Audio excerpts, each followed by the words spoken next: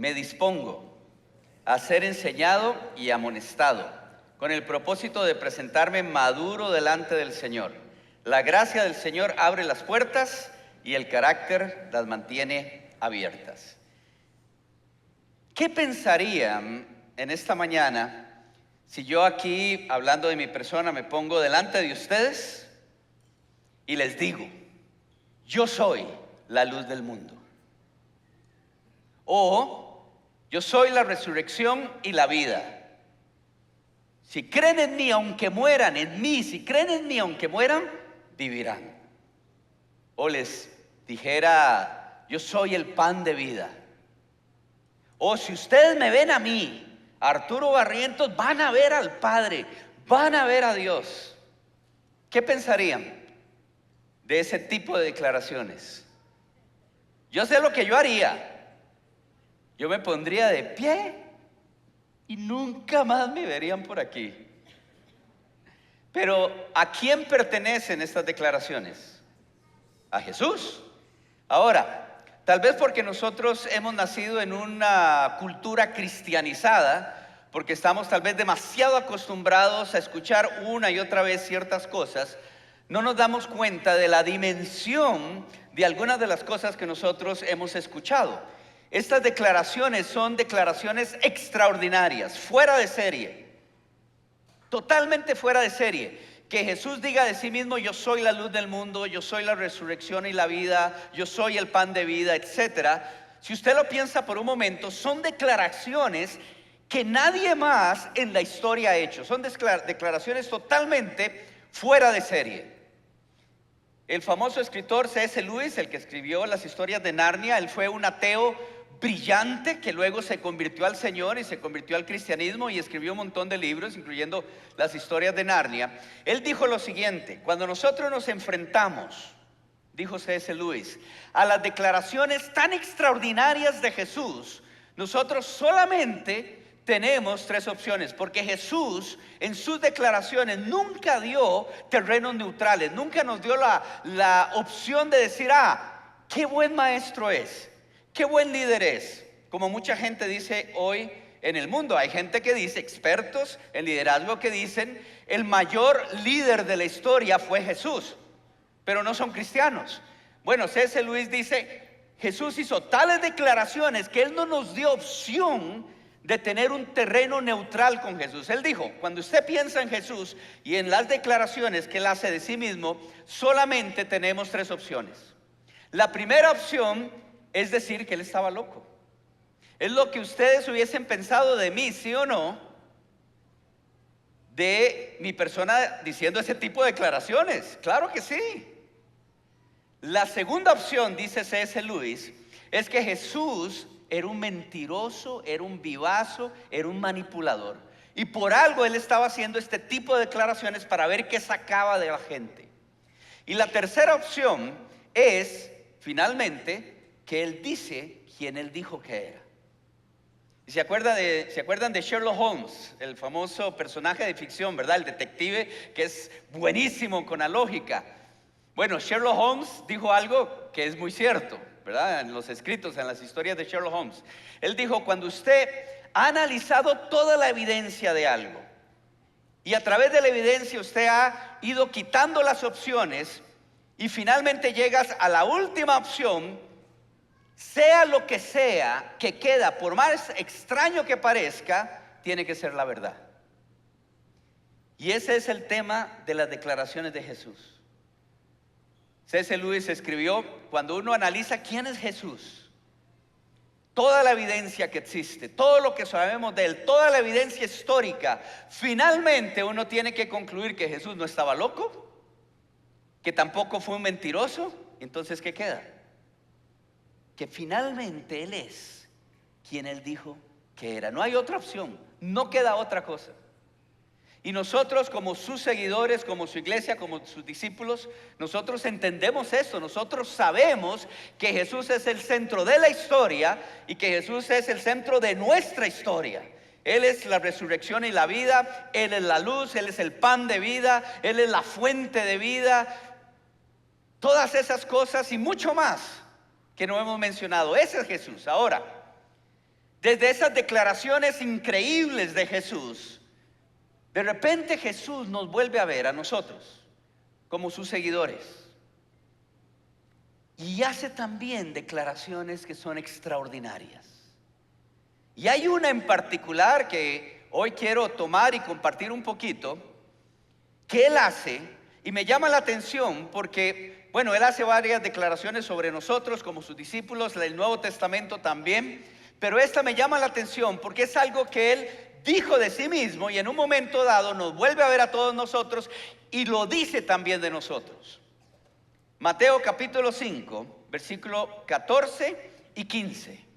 Viene Jesús, vuelve a ver a sus seguidores, nos vuelve a ver a nosotros y dice esta extraordinaria declaración: ustedes son la luz del mundo.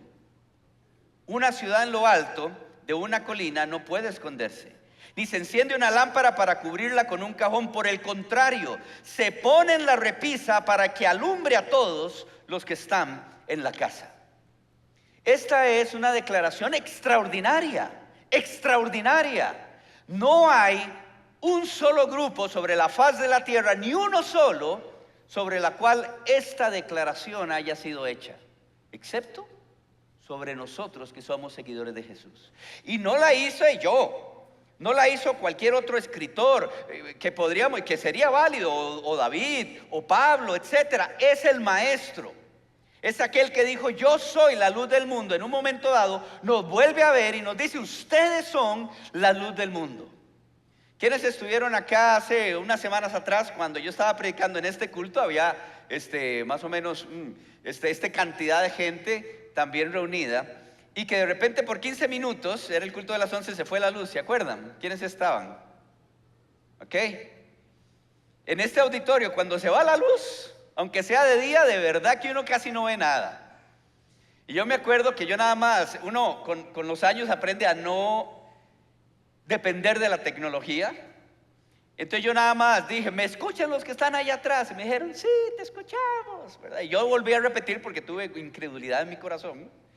¿Me escuchan? Sí. Y yo nada más seguí, y así fue como por 15 minutos. Pero a los 2 minutos de que yo inicié, ahí estaba sentada mi esposa, donde está Maripaz, y de repente ella, que siempre es mucho más inteligente que yo, de repente sacó el celular y prendió la lucecita del celular y me la trajo aquí para que yo pudiese ver las notas, porque de verdad que no las podía ver para nada. Esa luz, había más o menos esta cantidad de personas, tal vez unas 1000 personas en un auditorio que puede albergar 1400 personas. Y me pareció tan interesante que una luz tan minúscula, fuera el punto en el que todo este auditorio, de las 1000 personas que estaban ahí en la oscuridad, yo no les veía realmente la cara, pudiesen distinguir esa pequeña luz, tan pequeña, tan mínima. Y eso es lo que Jesús dice. Desde su identidad, viendo hacia nosotros y dándonos desde su identidad algo hacia nosotros, nos dice: ahora a ustedes les toca. Es hermoso cuando uno viene a la iglesia y Dios lo sana, lo anima, lo levanta, lo edifica, le da cosas nuevas. Eso es lindísimo. Pero llega el punto donde Jesús vuelve a ver y dice: ahora les toca a ustedes. Tienen que ser como esa pequeña luz en medio de un mundo de profunda oscuridad. Y vea qué interesante, 1000 personas en aquel momento, ¿verdad? Esas semanas atrás, viendo una luz que era mínima, pero la podían distinguir de manera perfecta. Y eso es usted y yo también para el Señor. No estamos llamados, nos dice el Señor, a esconder nuestra luz. Y nos recuerda 2 cosas. En primer lugar, ese es un tema de identidad. Cuando nosotros venimos al Señor como seguidores particulares y nos reunimos como iglesia también, como su iglesia, nos recuerda que cada uno de nosotros al venir al Señor hemos recibido una nueva identidad que comienza a crecer. Es la identidad del Maestro en nosotros. Cada uno ahora estamos en Cristo Y la imagen del Señor comienza a crecer en nosotros a través del poder del Espíritu, a través de su palabra, a través de trabajar en iglesia, etcétera. Comienza a crecer una nueva imagen, el Señor en nosotros. Y con nuestro propio estilo, porque el Señor nos creó a cada uno así como somos, en nuestro propio estilo, con nuestra personalidad, de repente esa imagen del Señor se comienza a reflejar. Es una nueva identidad que hemos recibido. Y con esa nueva identidad nos dice el Señor: no dejen, no oculten la luz de lo que ustedes han recibido. Tienen que ponerla. En el tiempo de Jesús, las lamparitas en las casas eran lamparitas pequeñitas de arcilla, y usted ponía esa lamparita pequeñita y alumbraba la casa. Y dice Jesús: no ponga su lámpara debajo de la mesa, no la oculte. Es parte de lo que yo traigo a sus vidas a través de quién soy, a través de mi identidad. Entonces es identidad y al mismo tiempo es un llamado. El Señor te está llamando, nos está llamando, y a los que nos están viendo también a través de las redes sociales, a ser su luz. Un experto en la Biblia dijo, hablando de la palabra ir y sus derivados, el verbo y demás, dijo: la palabra ir aparece 1514 veces en la Biblia, 233 veces en el Nuevo Testamento y 54 veces en Mateo, en este evangelio. Y es porque Jesús está profundamente interesado en que nosotros vayamos. Una y otra vez decía Jesús: vayan a las ovejas perdidas de Israel, vayan y díganle a Juan lo que está sucediendo, vayan e inviten a otros para que vean lo que está pasando, vayan y hagan discípulos. El miércoles pasado, no sé si por aquí está doña Ana Lorena. Doña Ana Lorena, ¿usted anda por aquí? De repente no. Doña Ana Lorena, de aquí de Comunidad Paz, hace unos 4 años comenzó a ir a la cárcel Jorge de Bravo, allá en Cartago, y comenzó junto con otro pastor que él ya había comenzado hace muchos años, un pastor de Cartago, a ir y visitar a los privados de libertad en esa cárcel. Y de repente pues nos jalaron también a otros más, y ahí estábamos el miércoles pasado, un grupito pequeñito de Ruta 7 del Ministerio de Hombres, que ahora comenzamos también a ir, y ahí estábamos. No sé si por aquí anda José también. ¿Te anda por aquí, José? Ahí está, ponete de pie, José, para que te vean. ¿Vio? Pues, y estábamos José y yo en el gimnasio con 16 privados de libertad. Y José me volvía a ver a mí, y yo lo volví a ver a él, y volvíamos a ver a los custodios, y volvíamos a ver a los privados de libertad.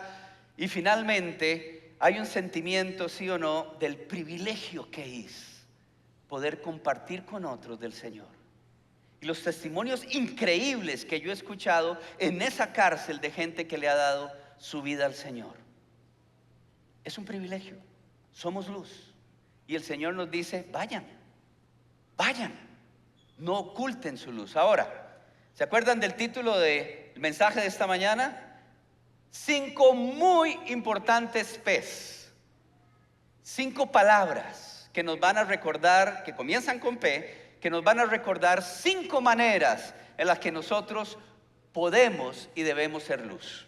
La primera palabra, comenzando con P, presencia.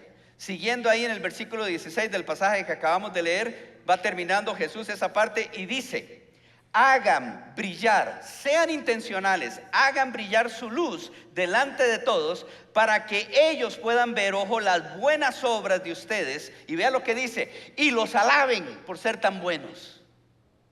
No, ¿verdad?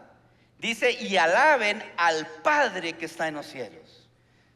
La primera manera en que nosotros estamos llamados a hacer luz es simplemente llevando nuestra presencia, y con nuestra presencia donde estemos, la presencia del Señor. ¿Cómo? A través de ser sus seguidores, no viviendo de cualquier manera, viviendo de acuerdo a los principios del reino de Dios. Donde estemos, con nuestra familia, con nuestros amigos, en nuestro trabajo, en los estudios, etcétera, viviendo los valores del Señor en nuestra vida. La manera como tratamos a los demás, la responsabilidad que tenemos, la honestidad con la que hacemos las cosas, la manera en que transmitimos respeto y dignidad a los demás, la manera como servimos a los demás. Esta es una iglesia que sirve mucho también. ¿Se acuerdan hace unas semanas con el proyecto Preparando un Futuro? ¿Cómo es que se llama? Construyamos un futuro, llevando útiles a los niños, llevando también comida, diarios, etcétera. Hay un proyecto que me encanta de Casona Pro, que son los muchachos jóvenes más grandes, ¿verdad?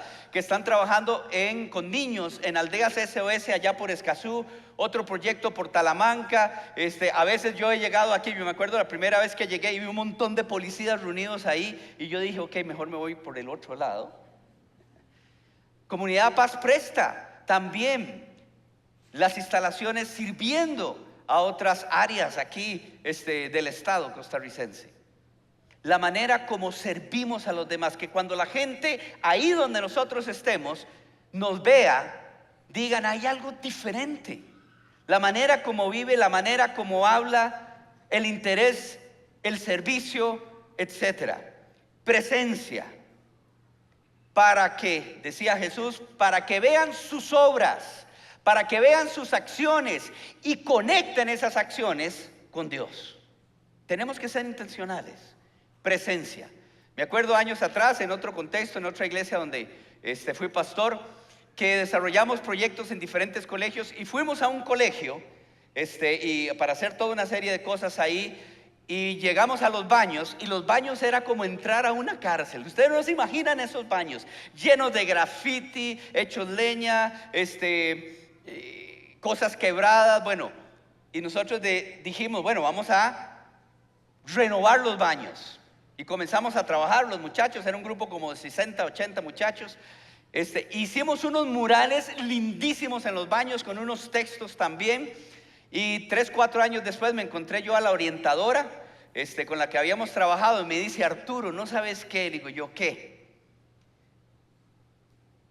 Los muchachos del colegio después de 3, 4 años siguen cuidando los murales que ustedes dejaron con los mensajes.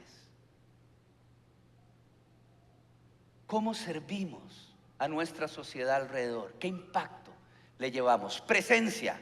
Simplemente estar, pero no estar de cualquier manera. Dejar que nuestras obras en el Señor, con su identidad, brillen para que otros conecten con el Señor.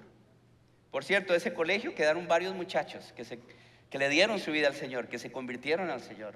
Y ayer me escapé yo después de la prédica y me fui a la Pops aquí cerca y me encontré a uno de ellos que no simplemente le dio su vida al Señor, sigue sirviendo al Señor. Presencia. Número 2, persuasión. Presencia, ahora persuasión. Hablando Pablo, el apóstol, 2 Corintios 5:11 dice, por lo tanto, como sabemos lo que es temer al Señor, como conocemos quién es el Señor, tratamos de persuadir a todos. Y en Hechos 18:4, hablando de él, dice, todos los sábados discutía en la sinagoga tratando de persuadir a judíos y a griegos. Y me encanta esta parte del ministerio de Pablo porque él siempre estaba tratando de generar conversación, de generar diálogo, de tirar algo y que la gente pudiese comenzar a escuchar. Y él se sentaba a conversar, tomaba cualquier oportunidad que podía y compartía de lo que el Señor estaba haciendo en su vida y de quién era el Señor. Y nosotros también estamos llamados a persuadir, a generar diálogo, a tomar las oportunidades. ¿Cuánta gente está a su alrededor que no conoce al Señor y que de repente usted los tiene más y más cerca? Y puede ser que con una oración, una palabra, una pregunta, comience a generar esa conexión para conversar del Señor. Mira, estás triste hoy. ¿Tenés algo? ¿Cómo están tus papás? ¿Cómo está aquella situación? ¿Te gustaría tomarte un café para conversar? Mira, el otro día leí esto, te lo voy a enviar por WhatsApp. Mira, alguien dio una muy buena reflexión sobre este tema, sobre el tema de la familia. Te voy a compartir el link. Y uno comienza a generar conversación para que otros puedan escuchar del Señor. Y hay gente que de repente comienza a preguntar un poquito más. Decime un poquito más, háblame un poquito más. Y una de las cosas que uno puede compartir también es cómo uno le dio su vida al Señor. Y ahí uno va. Y yo como siempre ando libros para arriba y para abajo, para los que de repente comienzan a preguntar un poquito más, y así lo he hecho. Hay cosas que uno puede compartir. Hay gente que a veces le gusta leer un poquito más. Hay un excelente libro, aquí se los dejo, que se ha mandado a imprimir una y otra vez, se llama Más que un carpintero, de Josh McDowell, que habla de por qué Jesús es verdaderamente un personaje extraordinario en la historia. Y cuando uno se acerca a Jesús, es todo el argumento que yo les di al inicio de la reflexión en esta mañana. Finalmente uno tiene que decir, ok, si soy honesto, tengo que concluir que Jesús dijo quién Él dijo que era. Hay otro libro que también tiene muchísimas impresiones. Es una historia para los que les gustan las historias. ¿Han escuchado de Nicky Cruz alguna vez? Se llama La Cruz y el Puñal. Sigue siendo relevante.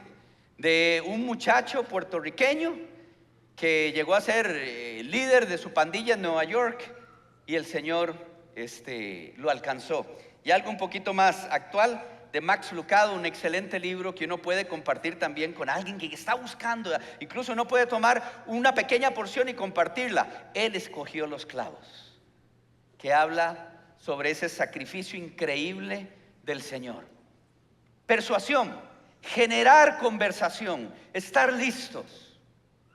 Número 3, la siguiente P, la siguiente palabra con P, proclamación. Esta es la proclamación directa de las buenas noticias de Jesús, del Evangelio de Jesús. Es anunciar, es proclamar, es comunicar el Evangelio de Jesús de una manera directa. Ahora, de repente no todos aquí nos sentimos como evangelistas, ¿verdad? Como el famoso Luis Palau, o de repente Billy Graham, o otros por ahí, o Motesi, que uno dice, qué buenos que son, qué bárbaros, cómo comparten el Evangelio.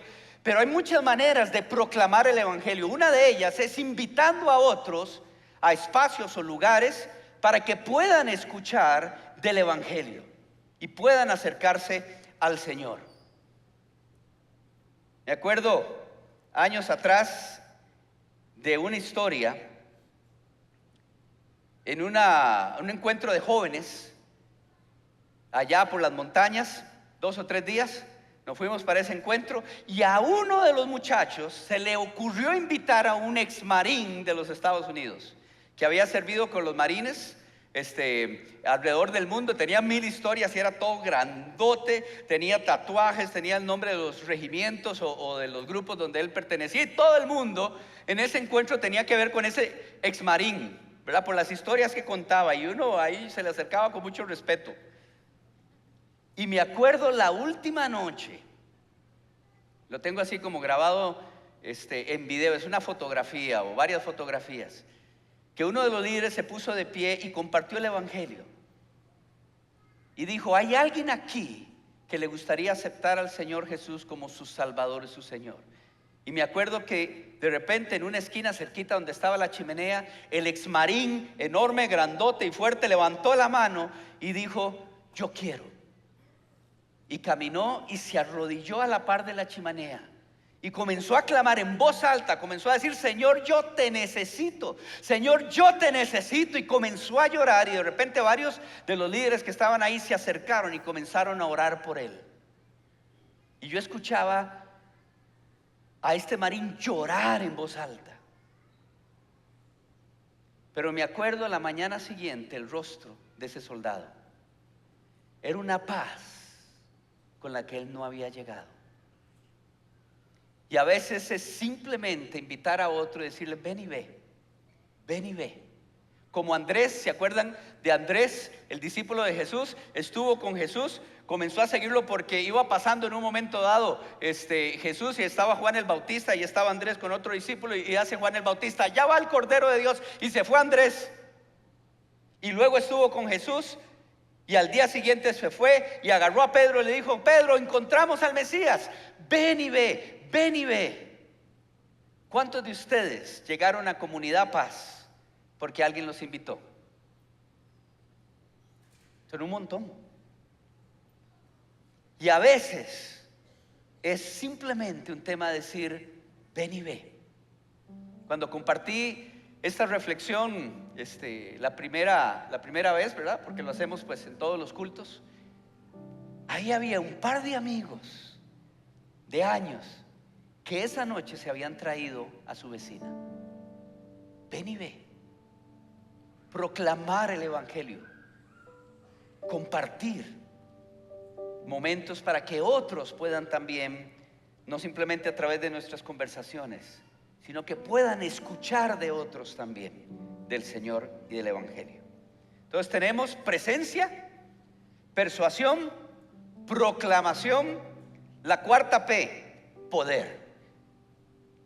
Están los discípulos con Jesús, le han visto enseñar, le han escuchado, han tenido sus conversaciones, el Señor los ha chineado, ha estado con ellos, lo han visto hacer milagros, orar por sanidades, y llega un momento en el que Jesús vuelve a ver a sus discípulos y les dice: les toca, tienen autoridad, ahora vayan. Lucas 10:9. Y les dice Jesús a sus discípulos: sanen a los enfermos que encuentren allí y díganles que el reino de los cielos ya está cerca de ustedes.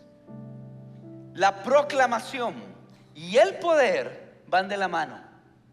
Jesús proclamaba, Jesús también comenzó a orar por milagros, y nos vuelve a ver a nosotros y nos dice: sean la luz del mundo. Yo les voy a decir una cosa: ni usted ni yo tenemos poder, pero el que vive en nosotros, que es la luz del mundo, sí lo tiene. Y a veces uno tiene que aprender a tirarse al agua y a decirle a la gente que está a nuestro alrededor y que no conoce al Señor: ¿me permites orar por eso? Por esa situación de familia. ¿Me permites orar por este tema emocional que estás viviendo? ¿Me permites orar por sanidad? Y vieran, mis amigos y amigas, y los que nos están viendo también a través de las redes, que Dios se aprovecha de esas oportunidades. ¿Sabe por qué? Porque su corazón está también en alcanzar a otros, así como usted y yo fuimos alcanzados. Y le agrego una cosa: ninguno de nosotros estaríamos aquí si no fuera porque alguien en un momento, de diferentes maneras, pero porque alguien en un momento decidió dejar también que su luz brillase. ¿Lo entendemos? Es así. Y el Señor está también con su corazón para alcanzar a otros. Les cuento un par de historias o un par de anécdotas. Años atrás, también en otro contexto en el que yo estaba, teníamos un programa que se llamaba Adoptar una Cuadra. Y entonces, alrededor de la comunidad, nosotros literalmente durante un año adoptábamos varias cuadras y comenzábamos a trabajar en esas cuadras sirviendo, pura presencia. Y comenzábamos a servir en esas comunidades haciendo diferentes cosas. Y para no hacer la historia larga, llegaba al punto que ya nos conocían un poquito más. Entonces llegábamos todos los sábados en la mañana, nos dividíamos las casas de 2 en 2, etcétera. A veces éramos 40, lo que sea. Y llegábamos y tocábamos la puerta, ya nos conocían, ya habían visto que habíamos hecho cosas. Y les decíamos: ¿qué podemos hacer para servirles en la casa? Y ya conforme fueron tomando confianza, ya llegábamos en la mañana y nos decían: ¿nos puede barrer la casa? Y barríamos la casa y pasábamos el trapo también. Otro día, ya un poquito más de confianza: mira, necesito que me laven los baños. Y ustedes no se imaginan, ¿verdad? Uno: y Señor Padre, ayúdame. Y uno lavando los baños que encontraba. Teníamos el día del planchado y la comunidad lo sabía. Y ese día todos llevábamos planchas. Y llegábamos y viera las columnas de ropa que nos estaban esperando. Teníamos el día de las ventanas, hasta tuvimos el día de las canoas. Bueno, pero siempre llegaba el momento, eso era pura presencia, pura presencia. Llegaba el momento en que siempre la familia nos preguntaban: ¿y ustedes por qué hacen esto? Y era la oportunidad. Y siempre, ese era un principio, siempre al final le decíamos a la gente: hay algo por lo que necesitas que oremos. Y el 95% de las veces la gente nos decía: sí, ore por mí, ore por esto, ore por el otro. ¿Y qué creen? ¿Ustedes creen que Dios no se movía? ¿Qué piensan? Dios aprovechaba. Y así hubo gente que vino a conocer al Señor. Y les cuento una más. También en todo ese contexto visitábamos en el puro centro de San José a las chicas y chicos que se prostituían, que vivían de la prostitución. Y ahí fue todo un proceso.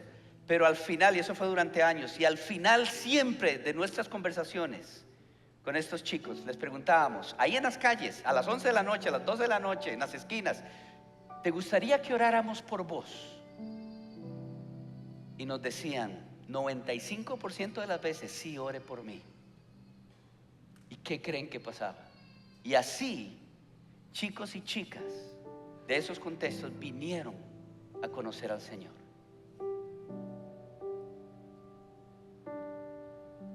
Poder.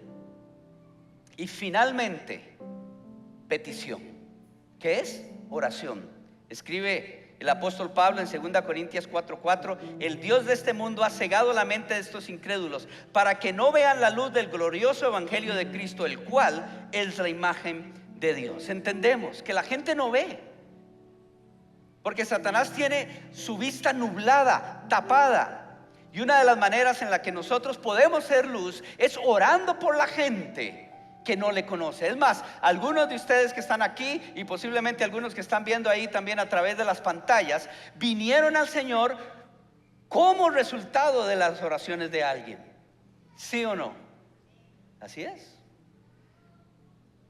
Por un momento haga en su mente una lista de 2 o 3 personas que están a su alrededor, que no conocen al Señor, y recuerde sus nombres. 2 o 3 personas.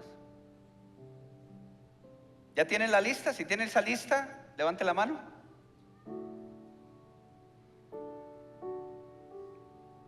Todos tenemos gente que no conoce al Señor. Ser luz. Oremos por esas personas para que conozcan al Señor, para que se acerquen al Señor, para que el Señor le quite las vendas de los ojos, las vendas del corazón, del alma, y puedan conocer quién es Él. Yo he conocido personas que en el funeral de alguien que oró por ellos por años, vinieron a conocer al Señor. Petición. El Señor hace sobre nosotros una extraordinaria declaración. Él dijo: yo soy la luz del mundo, y nos vuelve a ver a nosotros y dice: y ustedes son la luz del mundo. Nos toca también ir.